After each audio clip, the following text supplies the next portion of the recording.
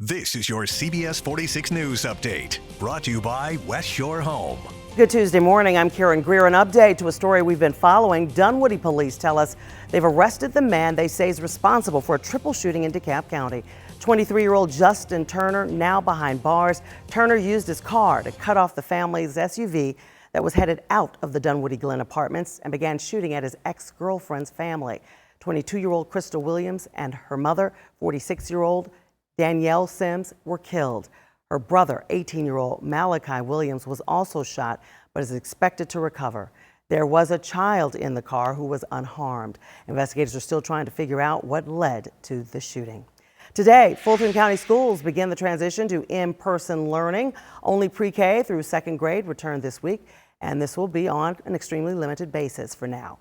It's just once a week for 90 minutes. On top of that, face-to-face instruction's optional.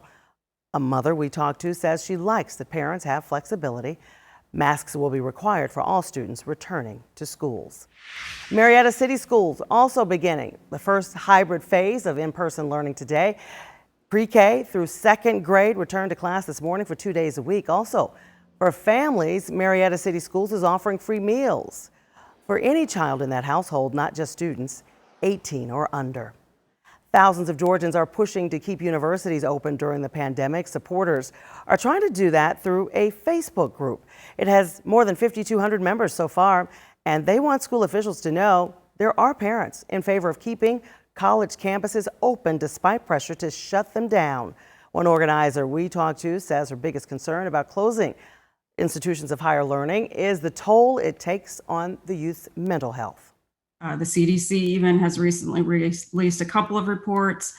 One that 1 in 4 people in this age group have seriously contemplated suicide in the last 30 days, which is a huge increase over what's normal. And then additionally, I believe the director recently said that suicide and overdose are a far higher risk to these students than the COVID-19 virus.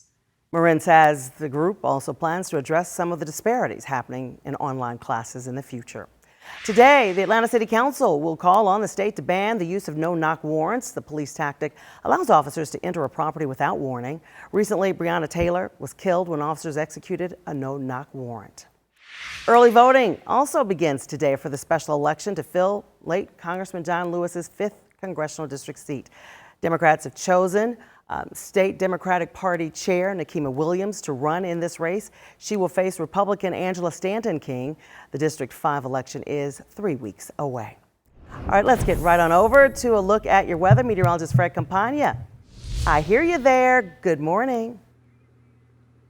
Yeah, looking good out there this morning. We have sunshine in the forecast for today. Should be a beautiful day. The temperature getting up into the mid-80s this afternoon, and low humidity continues, at least for today. That changes, though, tomorrow as it starts to get muggier. Low risk of a shower or thunderstorm on Wednesday. Increasing threat of scattered showers and storms by later in the work week and into the weekend. You see that all in Atlanta's most accurate 7-day forecast. 87, sunny and breezy and dry this afternoon. 86 tomorrow with more clouds and a 20% chance of a shower or thunderstorm, up to about a 40% risk of catching a storm on Thursday and Friday. And look at those low temperatures. That means the humidity builds back in as the lows will be in the low 70s this weekend with highs in the mid 80s. This has been your personal news update from CBS 46 News, brought to you by West Shore Home, Atlanta's one-day bath remodeler.